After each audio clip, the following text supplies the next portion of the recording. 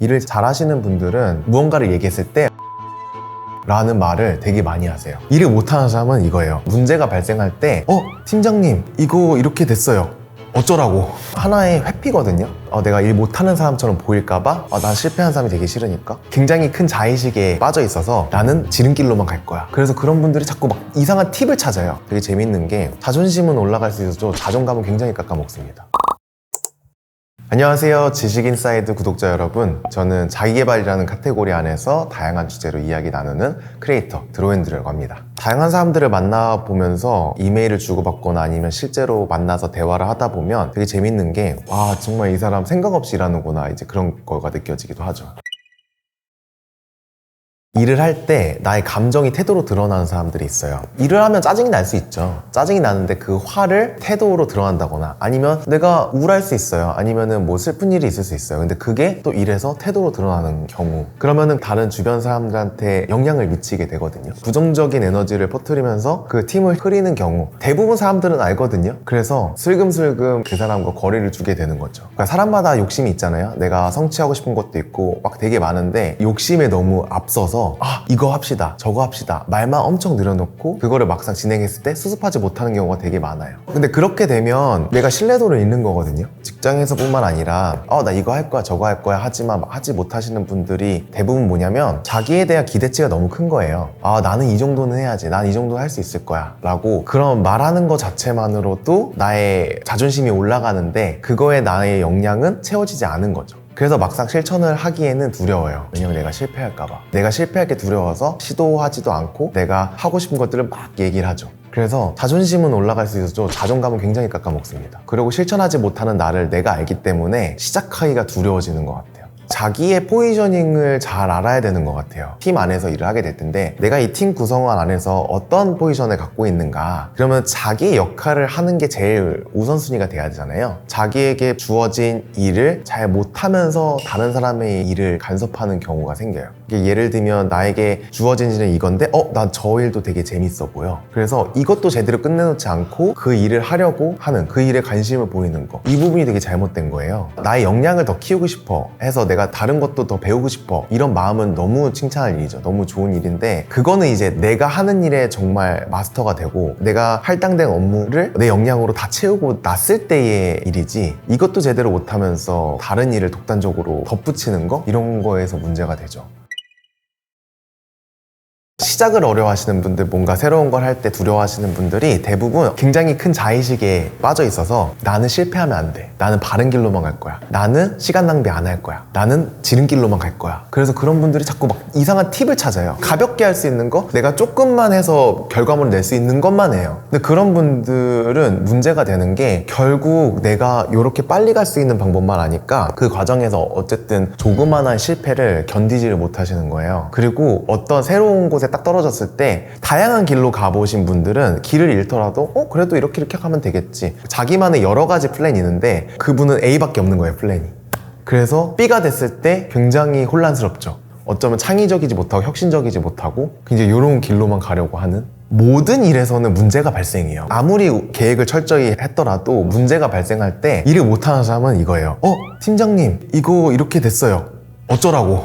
그 문제가 발생했을 때 이 문제가 왜 발생했지? 그러면 이렇게 해결할까? 저렇게 해결할까? 이렇게 해결할까? 팀장님 이 문제가 발생했는데 저는 이렇게 하면 좋을 것 같고 아니면 이렇게 방법도 있고 이렇게 할 건데 어떻게 할까요? 라고 하면 팀장님은 그러면은 B로 해 라고만 하면 돼요. 혹은 팀장님 내가 이걸 해봤어요. 이런 문제가 발생해서 제가 이렇게 처리했습니다. 그러면은 잘했어. 아니면 이렇게 처리할까요? 라고 물어봐도 yes or no로만 대답하면 돼요. 근데 내가 이런 문제가 발생했어요 라고만 하면 그럼 팀장님이 자기의 시간과 에너지를 써서 그거를 해결해 줘야 되는 거예요. 그러면 이 사람은 자기만의 오답노트를 두껍게 만들 기회를 놓쳐요. 이 리더가 계속 해결을 해주기 때문에 자기만의 문제 해결 능력을 키울 기회를 놓치는 거죠. 하나의 회피거든요.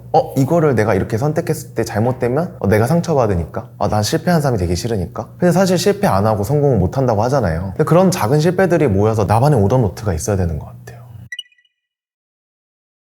일을 잘 하시는 분들은 일의 우선순위를 굉장히 잘 정리를 하시는 것 같아요. 프로젝트를 하나를 진행할 때 어떤 순서대로 진행을 해야 되는지가 정해져 있고, 그리고 거기서 어떤 게 더 우선순위가 돼야 되는지, 혼자 일하는 게 아니잖아요. 그러면은 같이 일하는 사람들에 대한 배려가 기본적으로 있어서 이 사람한테 필요할 거를 내가 일을 하면서도 기본적으로 알고 있어서 이 사람이 이런 걸 놓치겠다라는 거를 잘 보내준다거나, 특히 리마인드 이메일 되게 잘 보내시는 분도 있거든요. 그러니까 적절선에서. 근데 되게 잘 못하시는 분들은 오히려 다른 사람한테 일을 떠넘겨요. 예를 들면 어떤 파일을 이 사람이 놓쳤다. 그럼 내 선에서 그거를 추가하는 게 그렇게 어렵지 않은 일임에도 불구하고 그걸 또 계속 떠넘겨요. 그럼 시간이 또 지체되고 늦어지면은 남 탓을 하는 거죠. 저 사람이 늦게 줘서 못하는 거다. 내가 할 수 있는 거고 할 수 없는 거를 구별을 못 짓는 거고, 일의 중요도에서 이게 정말 중요한 일인가? 아니면 유도리 있게 이거는 그냥 내 선에서 그냥 어느 정도 처리하고 할 수 있는 건가 구별을 못 하는 거죠. 뭔가 잘 될 생각부터 하시는 것 같아요. 저희 채널에는 뭐 자기만의 성취들을 이뤄내신 분들이 많이 나오는데, 그분들을 만나서 얘기하다 보면 되게 재밌는 게, 뭘 얘기하든 그거 재밌겠다, 그거 해봐야겠다, 굉장히 긍정적으로 모든 것들을 흡수하세요. 근데 이게 되게 재밌는 게, 같이 일하면서 이분 되게 일을 잘하는 사람 같다 라는 느낌이 드시는 분들도 비슷해요. 무언가를 얘기했을 때 해볼게요 라는 말을 되게 많이 하세요. 어떤 일에 있어서 이렇게 하면 되겠다 라는 자기만의 프로세스가 좀 정리된 사람 같아요. 많은 실패를 해봤기 때문이라고 생각을 해요. 여러 가지를 다양하게 시도를 해봤고 그거에 대한 실패가 있으니까 자기만의 오답 노트가 있는 거예요. 그 오답 노트가 되게 두꺼운 사람들이 있어요. 그럼 내가 잘할 수 있는 것과 잘할 수 없는 게 되게 정해져 있어서 직감적으로 아는 거예요. 이거 해볼 만하다, 할 수 있겠다. 그래서 그런 얘기를 되게 자신감 있게 할 수 있는 것 같아요. 일의 성패를 좌우하는 건 태도인 것 같아요. 태도가 저는 가장 중요하다고 생각하는데, 아무리 일을 잘하는 사람이어도 그 일에 대한 흥미가 없고 그 일에 대한 태도가 불순하면 그게 어떻게 잘 나오겠습니까? 스스로가 만들어야 되는 태도도 있고 리더가 만들어줘야 되는 태도도 있는 것 같아요. 그러니까 예를 들면 내가 스스로, 저는 사실 개인적으로 좀 게으른 편이에요. 쉽게 나태해지고 게으른 편인데, 그래서 어떤 일을 할 때 이 일을 내가 왜 해야 되는지를 모르면 선뜻 움직여지지가 않더라고요. 그래서 이 일을 왜 해야 되는지를 나 스스로 정의를 해야 되고, 그리고 어떤 부분에서 내가 흥미를 가질 수 있는 정의를 해야 되고, 근데 그게 딱 정의가 됐을 때 그 일을 잘할 수 있거든요. 회사 일이라는 게 내가 스스로 정의를 하고 내가 스스로 흥미를 갖고 그러면은 자연스럽게 책임감이 생기고 내가 열정을 갖고 하게 되겠지만, 그러지 않은 경우가 있을 수가 있어요. 근데 그럴 때 필요한 게 리더의 역할인 것 같아요. 그러니까 리더가 팀원들에게 각자 맡은 일을 주어지겠죠? 그럼 때때로 이 친구는 좀 중요한 일이 주어지고 이 친구는 좀 사소한 일이 주어질 수가 있어요. 근데 그럼에도 불구하고 이 일이 우리 팀이 같이 가는데 왜 필요한 건지를 잘 설명해 줄 수 있어야 되고, 그리고 우리가 일했을 때 어떤 모습이 될 건지 비전을 제시하고, 그리고 그 일을 너가 왜 해야 되는지 의미를 부여해주고, 그리고 우리가 이거를 함께 같이 즐겁게 할 수 있는 환경을 만들어줘서 동기부여가 될 수 있게 해야 되죠. 내가 좋은 팀원을 원하면 내가 좋은 리더가 돼야 되는 것 같아요. 내가 먼저 좋은 리더가 돼서 팀원들이 좋은 팀원이 될 수 있게 그 환경을 만들어주는 게 저는 제일 중요하다고 생각을 하거든요. 그 기브 앤 테이크라는 책에 나오거든요. 그 세상에는 기버가 있고 매처가 있고 테이커가 있다. 기버는 너무 쉽게 내가 뭔가를 더 나누려고 하는 사람들, 그리고 매처는 내가 받은 만큼 주는 사람, 그리고 테이커는 받기만 하려고 하는 사람. 근데 결국에는 저는 기버들이 모인 팀이 가장 이상적인 팀이라고 생각을 하거든요. 그러니까 서로 이 팀에 나는 뭘 더 기여할 수 있을까? 내가 뭘 더 나눌 수 있을까를 고민하는 팀원들이 모였을 때 가장 좋은 시너지가 나는 것 같아요.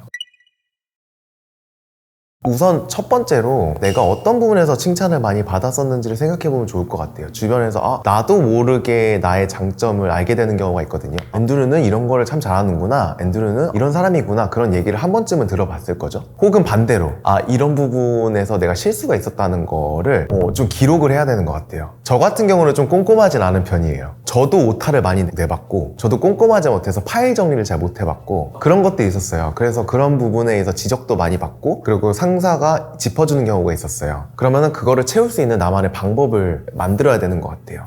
1년의 시간이 있잖아요. 보통 4분기로 나누죠. 1분기, 2분기, 3분기, 4분기. 디자이너 출신이니까 좀 예를 들자면 그런 분기별로 끝날 때마다 내가 어떤 업무를 했고 어떤 일이 있었고 어떤 결과물이 나왔고 그거에 대한 피드백을 스스로 해보는 게 되게 중요한 것 같아요. 저 같은 경우는 포트폴리오를 분기별로 정리하는 일을 했거든요. 네, 분기별로 내가 이런 업무를 했고, 그래서 내가 여기서 포트폴리오에 넣을만한 업무가 있었나? 없었나? 없었으면 왜 없었지? 그리고 이런 부분은 내가 잘한 것 같은데 이런 부분이 되게 부족했다 라는 거를 정리하는 습관이 되게 중요한 것 같아요. 많은 사람들이 그렇겠지만 은근히 서로서로의 SNS를 굉장히 많이 봅니다. 그래서 이 사람이 이 일 말고도 내가 어떤 거에 흥미를 갖고 있고 어떤 거에 지식이 있고 어떤 거를 잘하는지를 SNS에 많이 표현하면 좋아요. 이 회사 사람들과만 소통하는 게 아니잖아요. 다른 사람들과도 소통을 하게 되고 연락처를 주고받게 되고 혹은 SNS로 연결될 수가 있어요. 아, 나는 이런 거에 관심이 있고 이런 거에 이런 프로젝트를 하고 있고 이런 일을 성과를 냈고 이런 것들을 SNS에 많이 공유하잖아요. 그러면 자연스럽게 그 업계에 소문이 나기 시작합니다. 그러면은 그 업계에서 이런 거 사람이 필요한데? 그럼 그 사람이 떠올리게 돼 있어요. 그래서 SNS 관리를 굉장히 잘 하셔야 돼요. 나의 전문성을 공유하잖아요. 그러면 나도 모르게 퍼져나가요. 특히나 업계 사람들한테. 우선 첫 번째로 인정받으려고 하는 마음을 버려야 되는 것 같아요. 처음부터 잘하는 사람 없잖아요. 내가 항상 좋은 결과물을 내야지 이런 마음가짐을 내려놔야 되는 것 같아요. 특히나 직급이 낮을수록, 특히나 사회초년생일수록. 그래서 사실 사회초년생한테 그리고 신입들한테 회사에서 기대하는 건 그렇게 크지 않습니다. 주어진 일만 잘해오고 주어진 일 불평불만 안 하고 나에게 주어진 일만 잘하면 돼요. 근데 여기서 내가 실패하지 않으려고 혹은 내가 일 못하는 사람처럼 보일까봐 물어보질 않는다거나 혹은 내가 실수한 거를 숨긴다거나 그런 게 계속 쌓이잖아요. 그러면 자괴감이 쌓이고 그리고 나의 오답노트를 만들어가는 시간을 버리는 거예요. 그래서 그런 작은 실수, 실패하는 것들에 대한 두려움을 많이 버려야 되는 것 같아요. 기대가 낮을수록 기회는 많아진다고 생각을 하거든요. 나에 대한 기대가 낮으니까 내가 조금 적극적으로, 조금 더 혁신적으로, 조금 더 리스크를 가지고 해봐도 괜찮은 것 같아요. 기대가 낮을수록 기회는 많은 거니까 다양하게 시도를 해보고 그리고 내가 실수하고 뭐 잘못한 거에 있어서 인지하고 그런 거에서 공유하는 거에 대해서 두려움을 없애야 되는 것 같아요. 그래야 내가 잘하는 게 뭔지 잘 못하는 게 뭔지를 뚜렷하게 알 수 있어서 나에게 잘 맞는 일이 주어지고 정말 내가 중요한 사람이 됐을 때 내가 중요한 일을 맡았을 때 잘 해낼 수 있는 사람이 되는 것 같아요.